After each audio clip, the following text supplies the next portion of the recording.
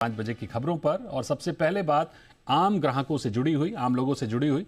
पश्चिम Asia में जंग के बीच हवाई किराए में आग लग गई है। घरेलू रूट पर 70% तो अंतर्राष्ट्रीय रूट पर 150% तक किराया बढ़ चुका है। पूरी खबर बताने के लिए हमारे साथ मौजूद है हमारे सहयोगी अमरीश पांडे। बताइए अमरीश, एटीएफ की बढ़ती हुई कीमतें और लॉन्ग रूट की वजह से किराया बढ़ा है या और भी कोई कारण है? और सबसे इंपॉर्टेंट बात कि किन रूट्स पर यह असर सबसे ज्यादा दिखा है?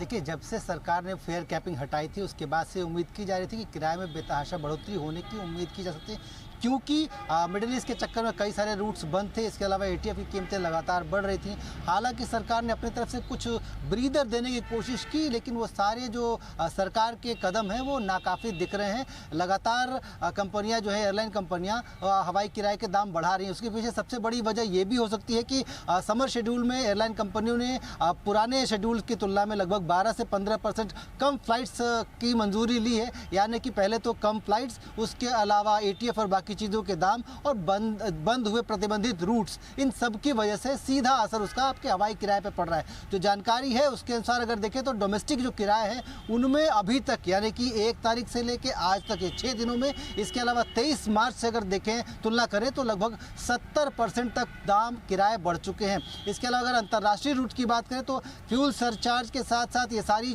जो प्रतिबंध हैं उनको कैलकुलेट करते हुए जो डिमांड और सप्लाई का गैप है वो लगातार बढ़ रहा है और इसका सीधा इम्पैक्ट उस किराए पर है। और उसका किराया भी लगभग 150% तक बढ़ चुका है। कई सारे रूट्स हैं जो कि 150% तक वहाँ किराया बढ़ चुका है। जहाँ तक आपने रूट्स की बात कही तो जो अंतर्राष्ट्रीय रूट्स है उसमें दिल्ली, मुंबई, बेंगलुरु से न्यूयॉर्क, शिकागो, लंदन और फ्रैंकफर्ट की जो फ्लाइट्स है उनका किराया 50 से 150% बढ़ा है। यानी कि सबसे ज़्यादा बढ़ोतरी हुई है दिल्ली, न्यूयॉर्क के जो सेक्शन है उसमें। इसके अलावा जो अंतर्राष्ट्रीय किराया है इसमें स्पॉट किराया जो दिल्ली शिकागो का है उसमें 100% की बढ़ोतरी देखने को मिल रही है। जो किराया पहले 1.4 लाख रुपए था वो बढ़ के 2.5 लाख रुपए के आसपास हो चुका है।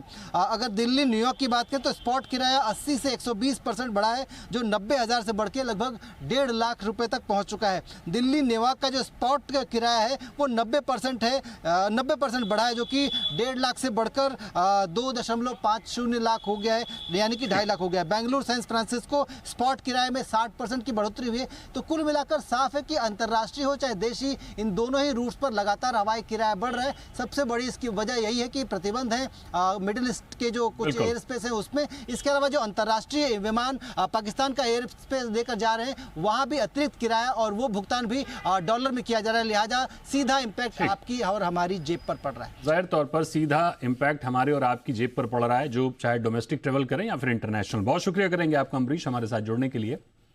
ईरान